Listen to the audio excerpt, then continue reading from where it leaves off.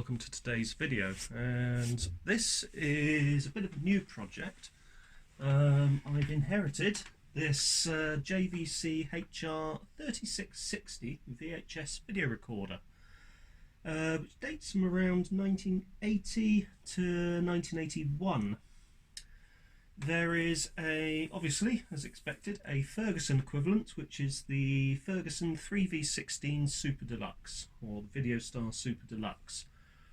Why is it Super Deluxe, you ask? Well, the first thing is it comes with this remote control. You get exactly the same type of remote control on the Ferguson versions.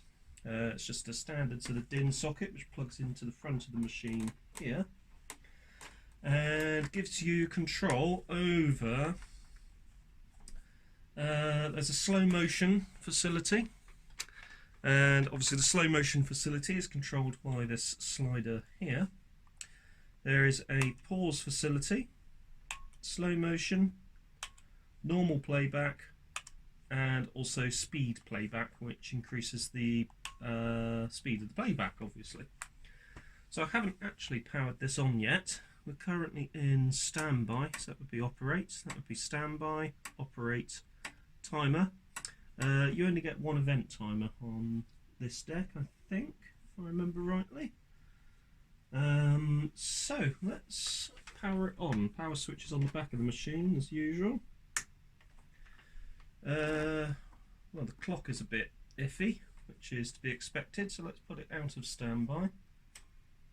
Video lamp comes on, that's a good thing, so let's eject. And let's have a look inside through the aperture. It all looks pretty clean in there. There's no sort of traces of huge amounts of dust, which you'd expect to see on machines of this age. So before connecting it up to anything, let's go and fetch a cassette and see what it does.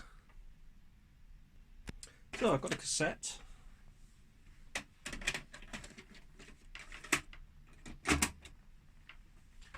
And let's see what happens if we hit play.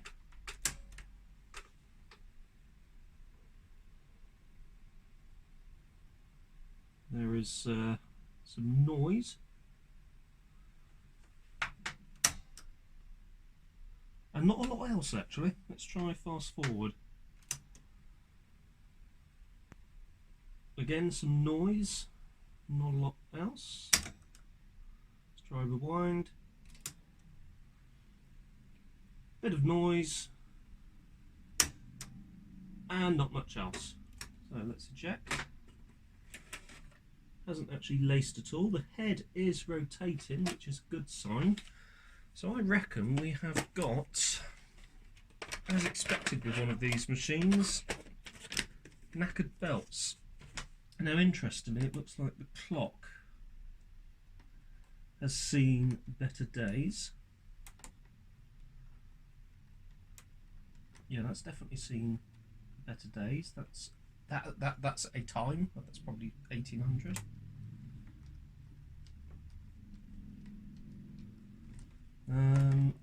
Pushing on it doesn't seem to do anything, so there may be some dry joints related to the clock as well.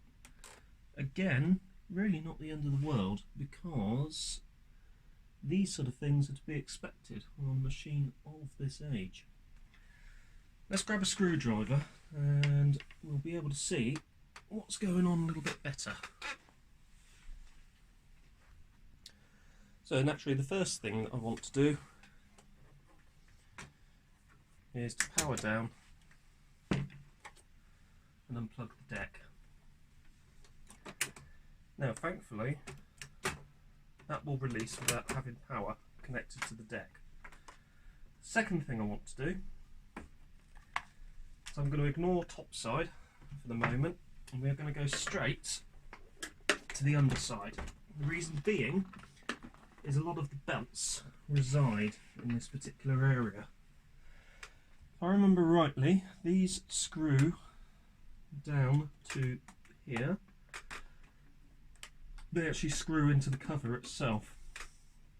Now you may remember me talking about these feet once before. It seems that JVC used these feet on a lot of their machines in the early 80s, including a lot of the semi-professional stuff, such as that semi-professional front loader that I've got. And the feet are transferable from one of these decks onto there, which is quite handy. So that's 4 screws. That lifts off, so we can see that is in pretty good shape actually. There isn't huge amounts of dust, it's just a bit of dust. I would say, looking at the condition of the inside of this machine, someone has been in here before and someone has given this a really good tidy up. This is a good sign because it does show that this machine has obviously been cared for at some point in its life. In fact, the chap I got it from is a well-respected enthusiast and tends to keep all of his kit in pretty good shape. So I don't think I wanted to undo that because I think there's a nut on the underside. Yeah, so the chap I got it off of is a respected enthusiast who tends to keep a lot of his kit in really good shape. So getting a set off of him that's in this sort of condition is not unexpected.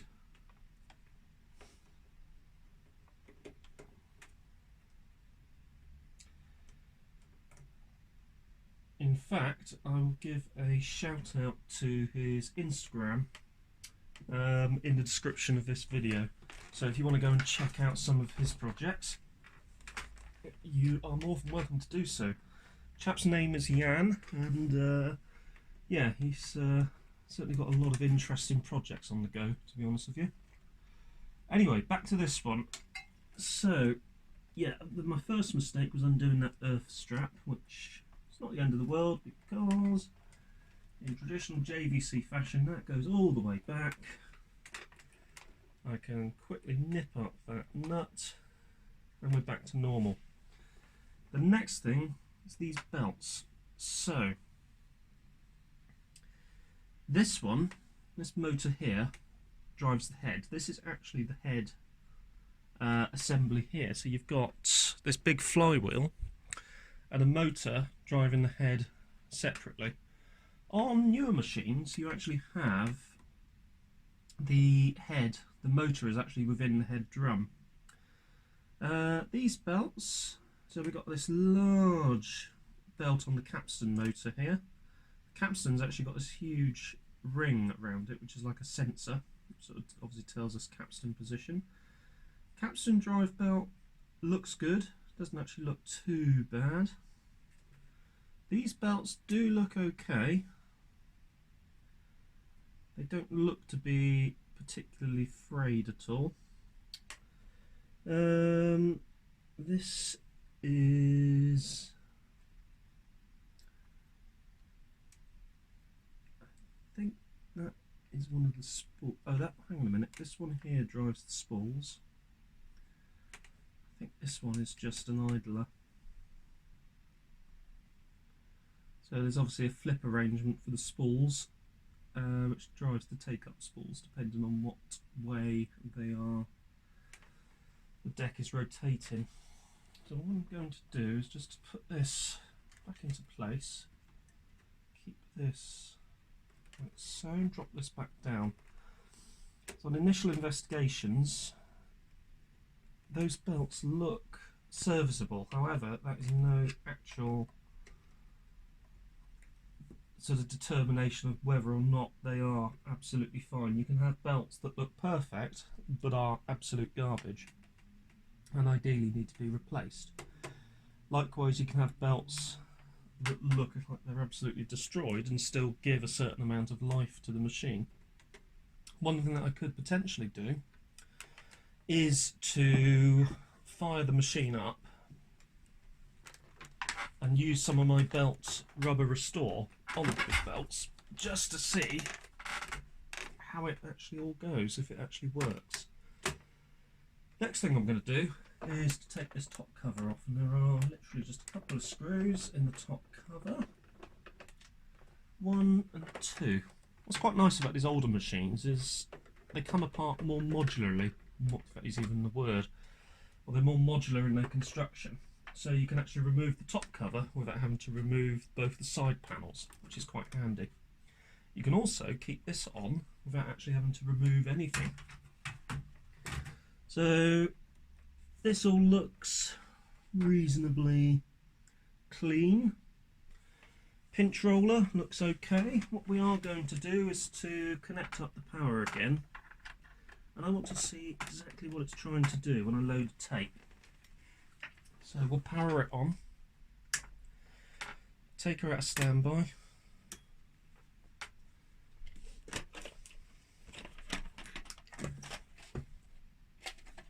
and we will fake tape. So we'll close this down, and we need to, where is it? Where is my activating button? It's usually near the front of the deck.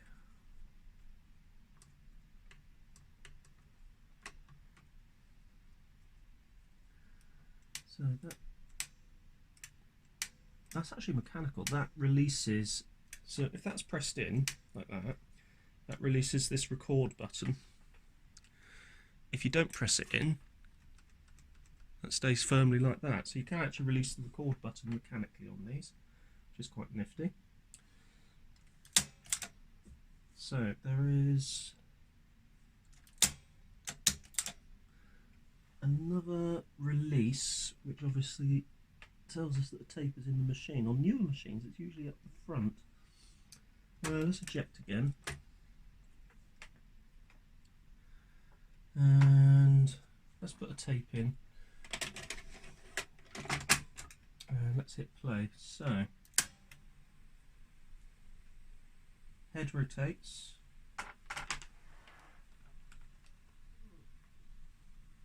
Obviously I can't see what's going on under here because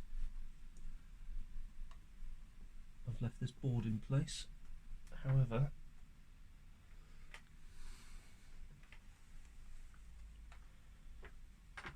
let's drop down the board very carefully. You can see what's going on. So we have head rotation, as you can see there. Don't appear to have any capstan rotation, so I would expect this to have engaged.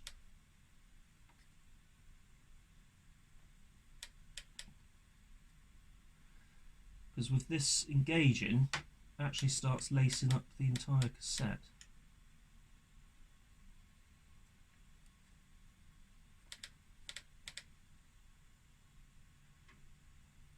Interesting. So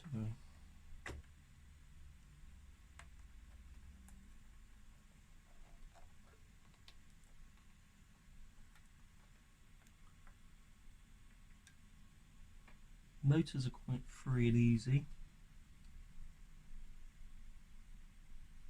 So we don't seem to have any issues there. That's not rotating at all.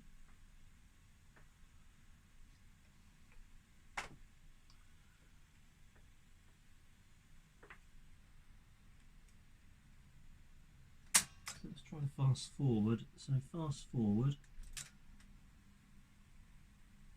Obviously that rotates. Rewind.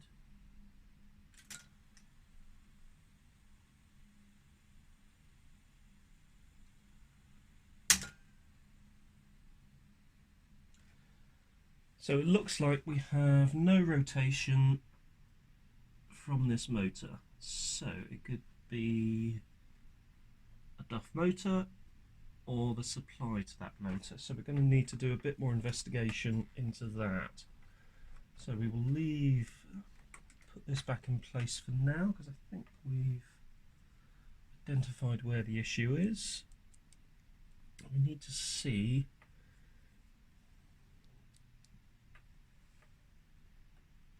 I don't think I've got a service manual for one of these. So one of the first things I might need to do is to get hold of a service manual, because that will give us an idea as to where our problems reside. So we should have somewhere a large motor, which is obviously driving everything. Now, if I remember rightly, there is, if I hit play, let's see what's going on here. Aha! There it is. They've got a little motor there. I don't know if you can see it. Little motor here, which I don't know if you can see it, is currently spinning. So if I hit stop, you should see that come to rest.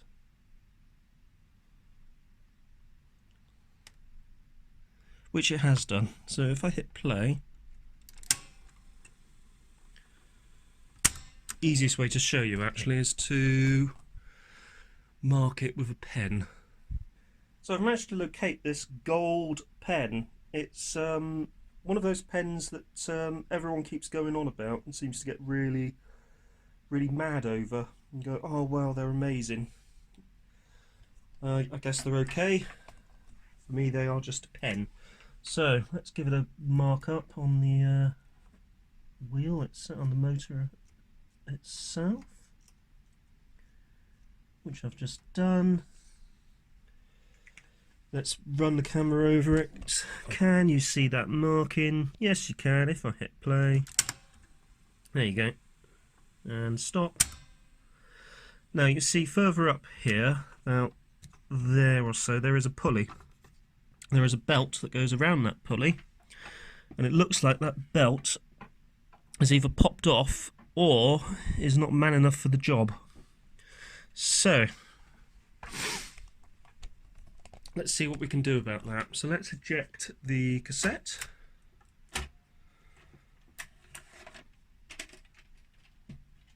Now this might actually be a good plan to, or a good point rather, to take this lid off. That should free us up a bit of space to get in there.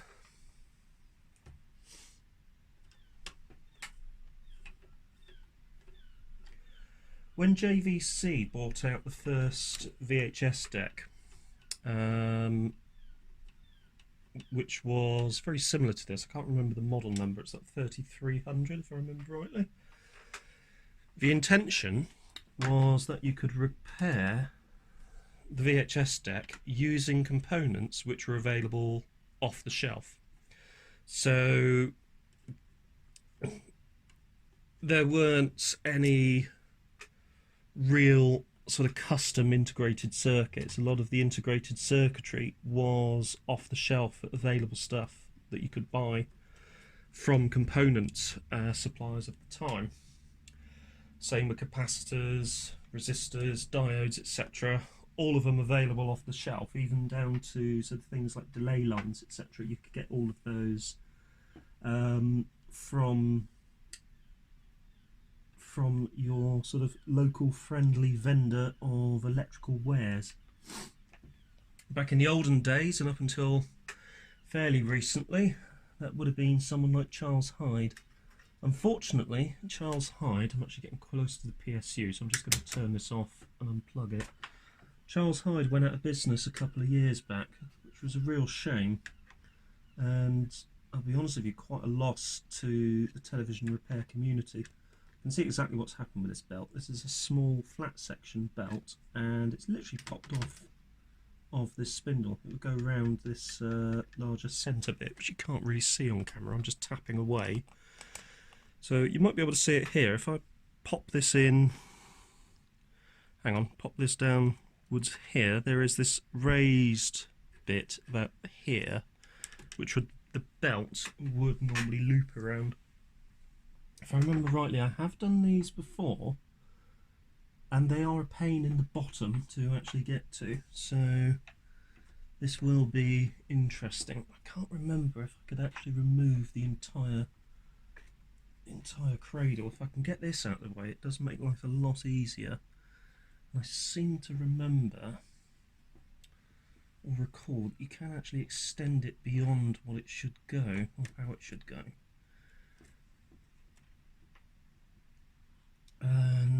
Actually, I can do that even easier than that. You can, using 4 screws, there's 1, 2, up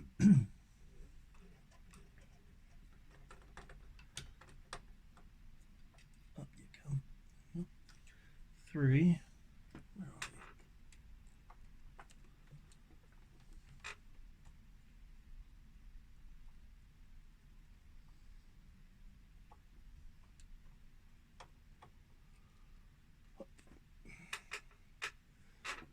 you? 4,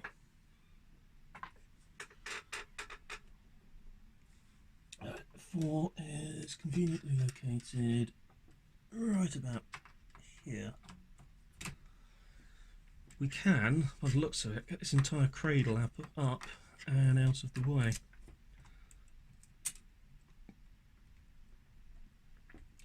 Gently does it. Gently, gently, gently. Ooh. And there you go. That actually makes life a lot easier. You can see inside the whole machine now. Everything comes into wondrous view. Do you know one thing I'm going to do? I'm going to get my rubber renew and give those pulleys a bit of a rubber renew. So here we are. If you remember, I've used this stuff before on my Ferguson 3V32 and also on my Sony C7. It is really potent stuff, so don't go inhaling it. Normally I'd use a cotton bud, or for any American overseas viewers, a Q-tip.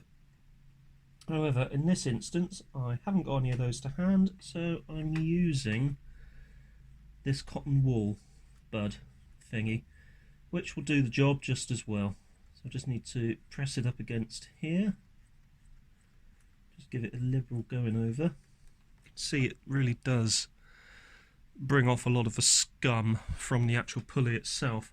Another tip I've learnt, again from Jan, who I inherited this machine from, and it seems simple when you think about it, and I don't know why I've never thought of this before, but remove these pulleys and turn them inside out and then remount them, and you then have a completely fresh, never touched before surface, which should extend the life of that particular rubber pulley before you have to replace it. You can, however, even though kits for these machines are not readily available, I think there is one guy in Australia who does a complete kit for these and also the earlier decks. You can, if you're that way inclined, and something I've done in the past, is to remove the rubber pulleys, measure the diameter of the pulley, measure the thickness of the rubber pulley, add potentially a millimetre to the thickness that you have registered, and you can then go online to places like Domberg for etc. or other manufacturers, other sort of third parties, and you should be able, with luck, to hopefully find a vendor who can actually sell you the complete pulley itself based on the sizes that you have provided. So if you don't necessarily have access to the kit itself, all of these belts are standard sizes. There's nothing funky about the size of the belts. They're not sort of specific to VHS decks or even Betamax decks if you're repairing a Beta machine.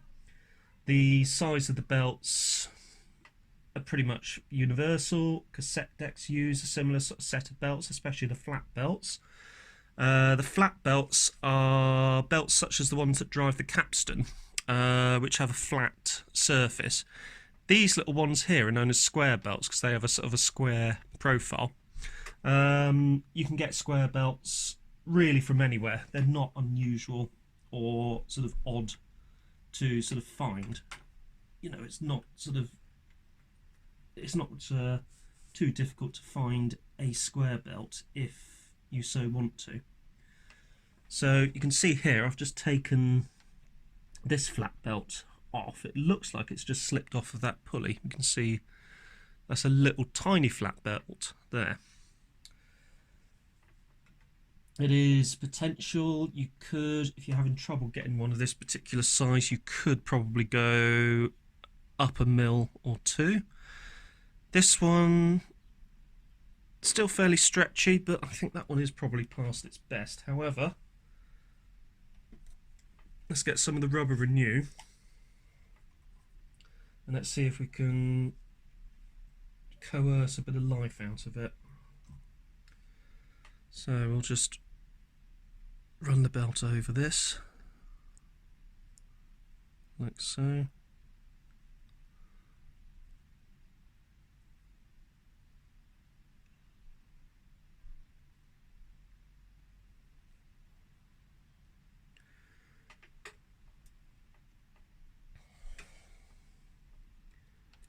And we'll go back in down here, like so. Come up and over. Just loop it over that top part for the minute. What I need to do is point it down onto here, hold that in place like so, and loop it around. Still holding it in place, what I should be able to do is coerce this one around. Oh, there we go. Hang on a minute, that actually might work in my favour. If I can keep it on there and then plop it over here. There you go. It just plonks under there again. That seems to be the main issue with this particular belt, is it's just escaping down the bottom of that larger pulley.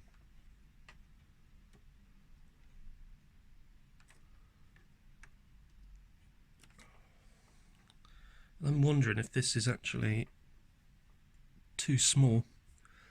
Can't remember off the top of my head the actual sizes for these belts, which is really annoying. Also, having this optical sensor in the way is not helping me get the belt on. So let's move this out the way. If you know your VHS decks, this is an optical sensor.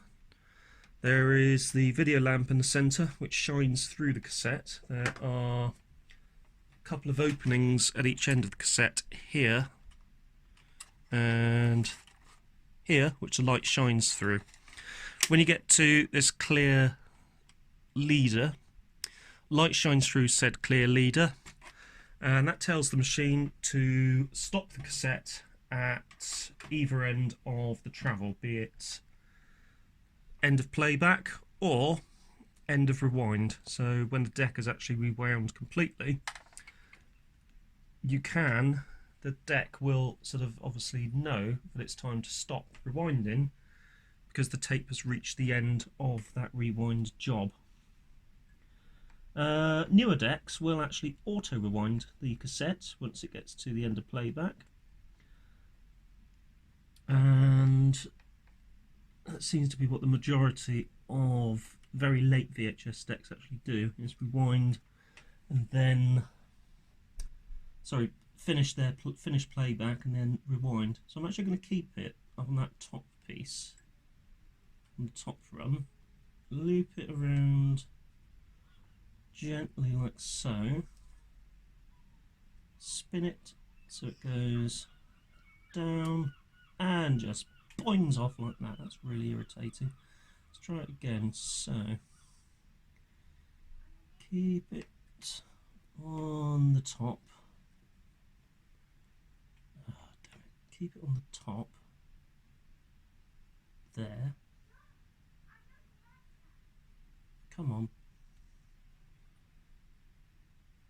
Keep it sort of on the top there.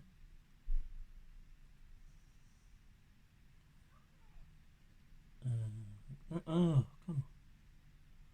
That's really irritating. Go down and around. Down there. Now I need to gently keep the finger on top of here, because I don't want it to go banging off anywhere. If I can go down a rung. See, this is why I think this belt isn't big enough. Go onto there.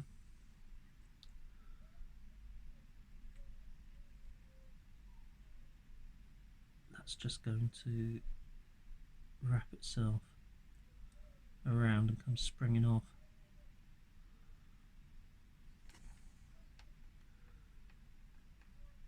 I'm really not happy with that. That's just going to spring off because I've got it twisted. You want the flat belt to be as flat as possible. That is the real challenge with these flat belts, is keeping them flat, especially when you've got limited space to work with. It's also why I think this flat belt is not big enough. Let's try it again. So come round, loop on to the top of there. What I want to do now is, using possibly 2 screwdrivers, come around, hook and down there. Let's try that again. So,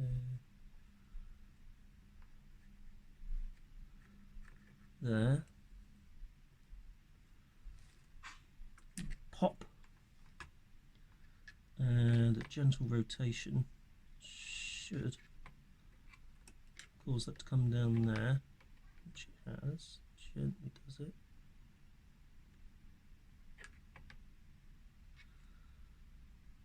Right.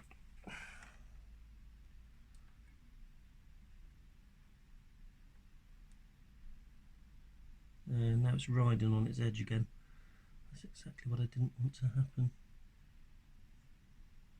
Again, this is why I'm thinking that flat belt is not big enough. However, now we've got it riding on the edge, we could do that. Then that brings us into that lower territory where we don't want to be. We want to be ideally on that middle area. Hold it in place there.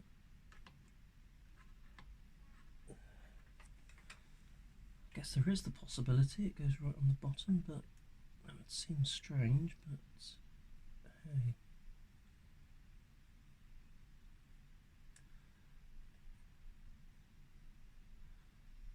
However, for the minute,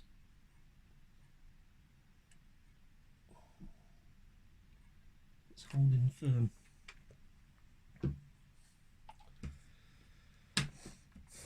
It's very likely I'm going to have to replace that. However,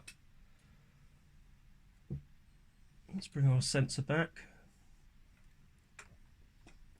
Put the sensor back on. So that would come in like so.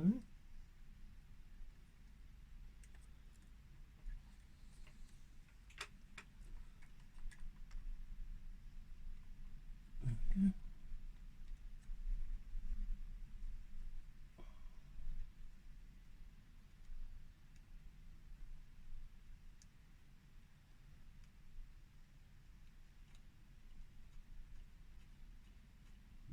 There we go. Right. Just nip that up.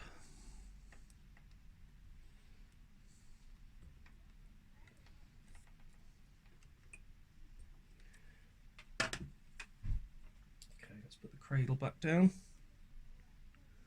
So we're going to be going this side, underneath, underneath.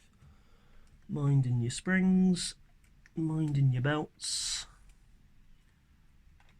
minding all of the other things in the way that are not necessarily this cradle's business or purpose. Right, we've got one in at the top, I think, so let us gently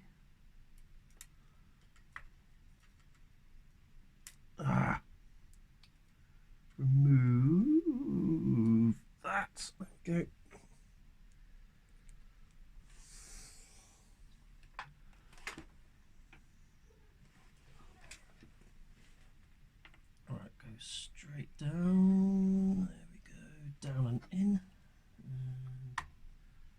gently nip it up. You don't want to go fully tight. You want some movement so that when we put the cassette in, we can actually determine how far forward or back the cradle should be. This is why one thing I want to get is a completely clear cassette, because the clear cassette allows you to not only fake a cassette being in the machine, but when you have machines with cradles like this, it allows you to perfectly position the cradle suited for that particular machine. Allows you to take into account many sort of variables such as wear and tape alignment, etc. Really is a useful thing to have within your sort of arsenal of tools. So let's try and put another screw on the end of the screwdriver, which I'm just doing. There we go, that's on. Go up, hoping this is magnetic, otherwise that would be really annoying. Down, down, down, down,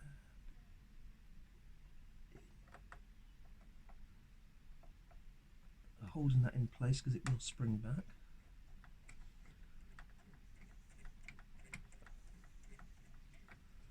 Let's just nip it up. There, release. And then we've got that one at the back.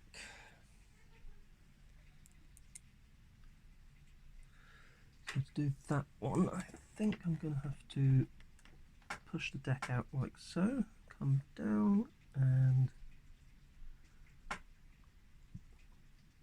in.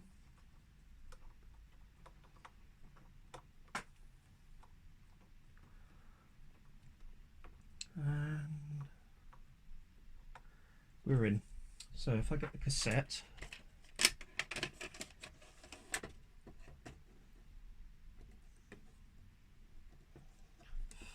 first off, that's not good. Let's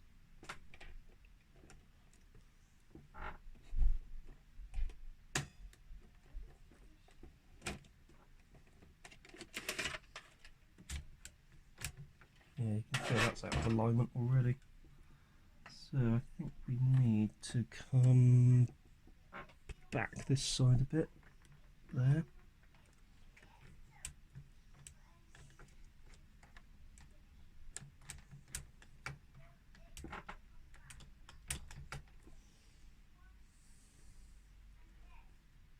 Forward there a bit.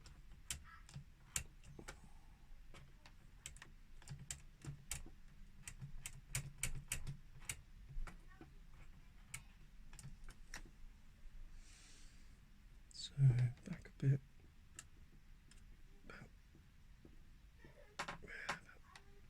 There, I think. I think I've just seen what's happened. That's weirdly out of kilter for some reason. I'm not sure what's happened there. Oh, I think I know what's happened. I think that should be in there.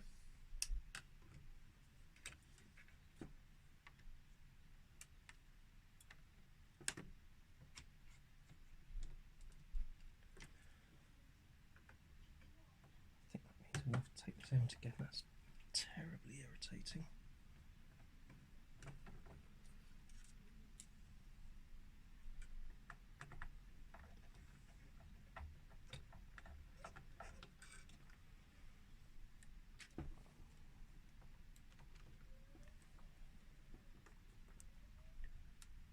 So it can't be in there because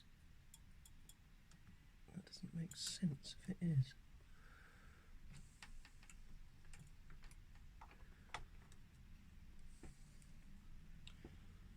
Right, we'll grab it out and we'll take a look.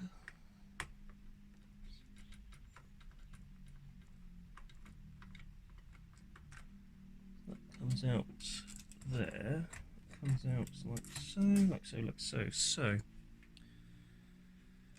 Down. Oh, I see what's happened. So that goes fully down. that locks in place like that.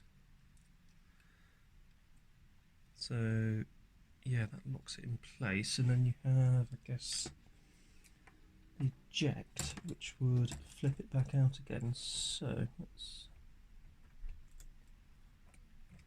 put it in fully engaged.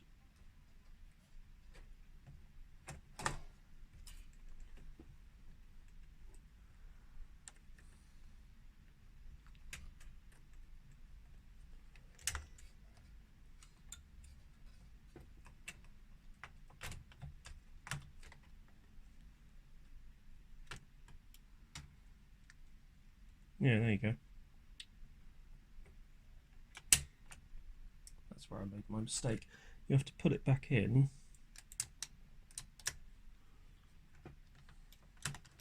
a fully engaged format, like so.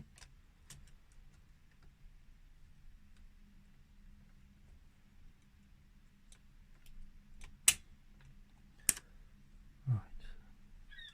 Let's screw it down again.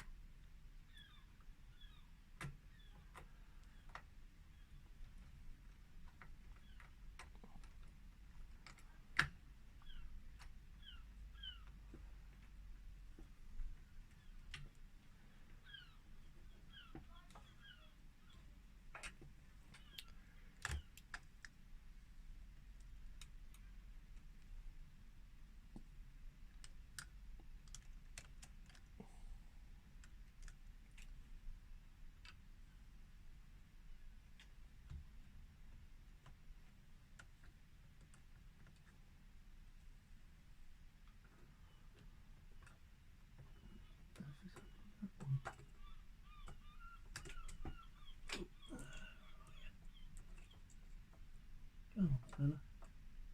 You gonna come out? Right, there you go.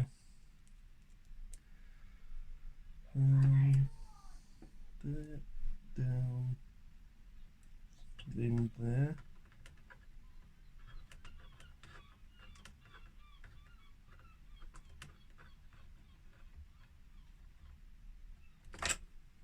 Down, there. Right, put the other screws in a minute. One thing I've forgotten to put rubber renew on is the pinch roller. I just want to see what happens for the minute when I load a tape, put power onto it, and etc. So let's grab power supply, plug that in. That is in. Power is on. Play.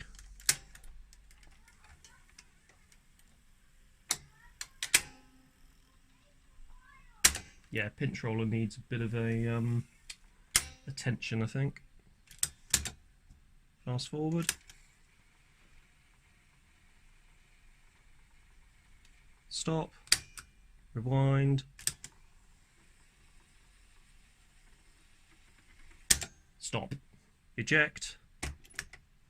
Eject. Remove. So, pinch roller will be next on my list of things to douse with rubber renew after we've put this deck in. So we've got this one down here, which isn't fully lining up. Come on, fella, over you go. There you go. And get you straight down in on the action there. Go.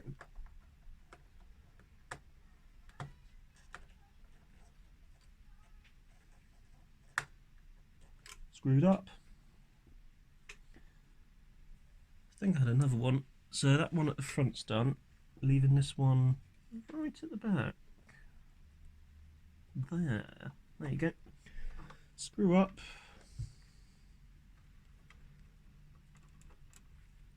And in. So, deck down. Make sure it still comes up. Yep, that's fine. Mostly. Pinch roller. So, rubber renew. Cotton bird. Pinch roller. Yeah, I have touched something. I think I may have activated one of the deck sensors. That's okay. So, rubber renew on the pinch roller. Ah, hang on. There's a switch on the pinch roller. Yeah, that's what I'm doing. Let's just power it off and stop me activating that switch.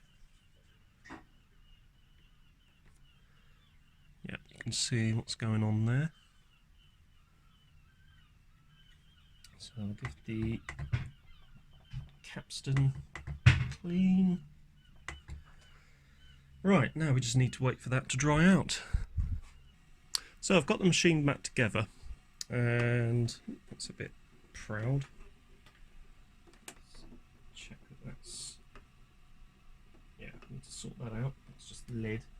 Well, what I've done for aligning tape is I've got it to a point where, if you can see, the white line of the actual cassette itself is equal distance either side from the bottom of this clear perspex cover. So if I stop and hit play, it will stop. Oh, let's fast forward again. It does lace, as you can see. It does start playing, but because there is a problem with the rotation on there, it obviously loses tension. The pinch roller hits the switch, which obviously stops playback. So at the moment I'm trying to just exercise those pulleys. I may need, to be honest with you, to just do a complete belt job on this machine. But what I have managed to do is to prove that there doesn't seem to be anything electronically wrong with it. The machine's issues do appear to be belt related rather than anything else.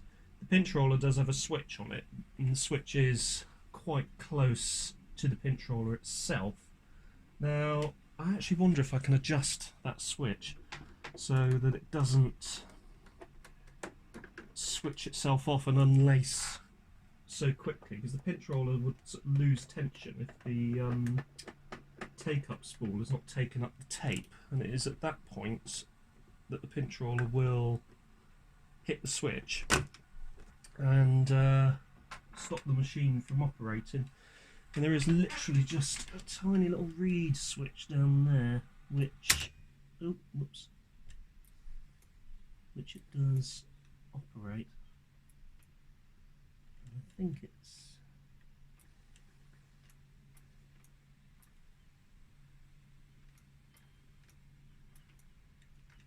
so if I hit play, actually let's eject it a second, see if we can do any adjustments on it. So we need to see first off where it goes. So it goes,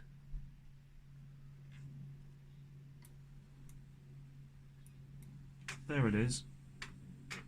Yeah, you can actually see it down here. So see that little silver arm? If I move the pinch roller, that releases the switch, and back it goes. So obviously if tension is lost, pinch roller retracts slightly, hits that switch, and that causes the deck to unlace. And that seems to be what's happening at the moment, is we lose tension on the take-up spool and we unlace. So I'm going to try something to see if I can defeat that. So tape goes in, down we go. I'm going to put this screwdriver in the way, so hit play, keep that out of the way.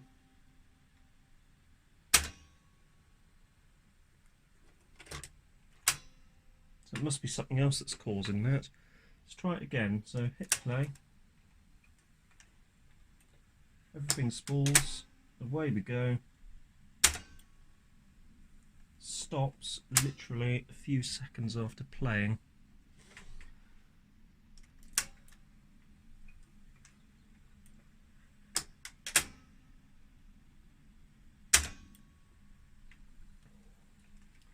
Right, let's try rewinding, going back to the beginning.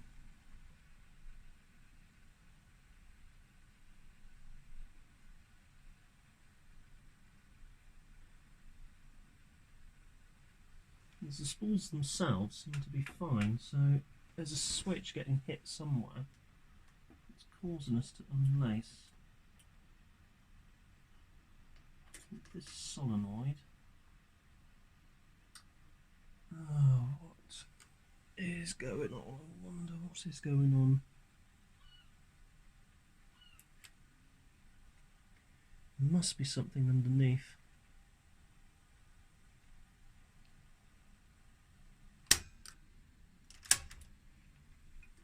So you hit play,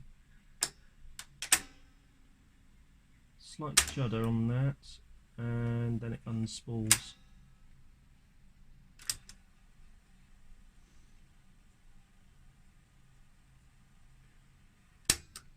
Let's eject. Up you come.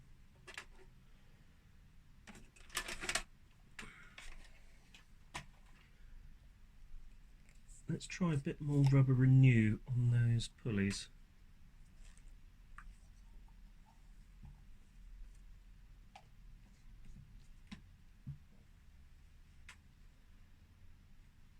Actually a bit more difficult now because that's in the way, but let's go in.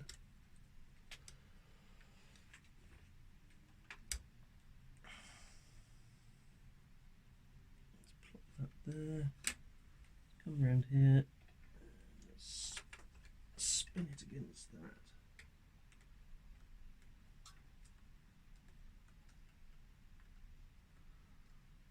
That's the one that does seem to knock on. It could be back tension, could be this brake that's causing us problems. So if there's too much back tension, that may cause issues as well.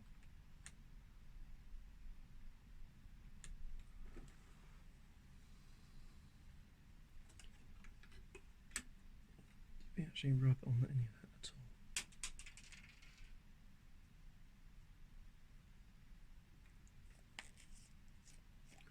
Let's try it again. Right, that's quite saturated now, so let's go in from the front. In, completely saturated that. In and splink. There we go.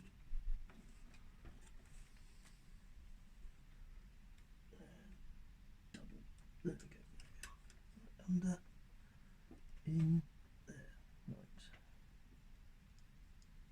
Really get onto it.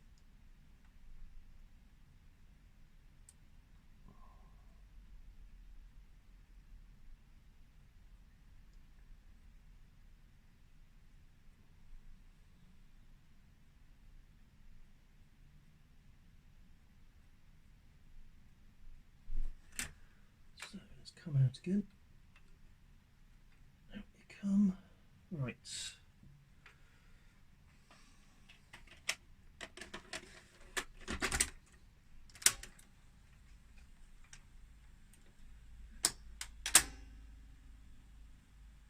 No rotation at all now.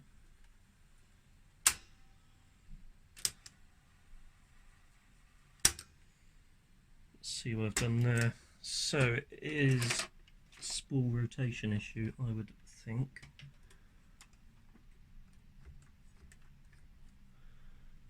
Wonder if that brake is being released properly. There's a brake on the spool here, so that should be released.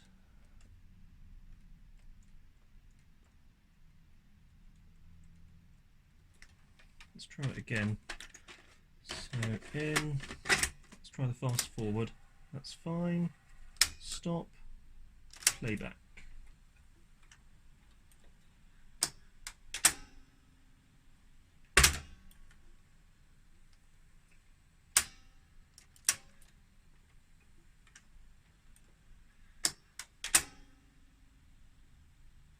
Yeah, that's definitely a spool issue. It goes for a little bit and then just stops.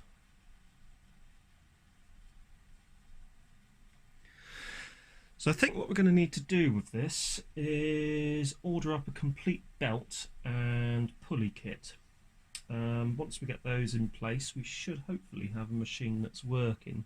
However, what we have managed to prove is that the machine does seem to be working anyway, and hopefully with those couple of things replaced, we will have a completely working deck.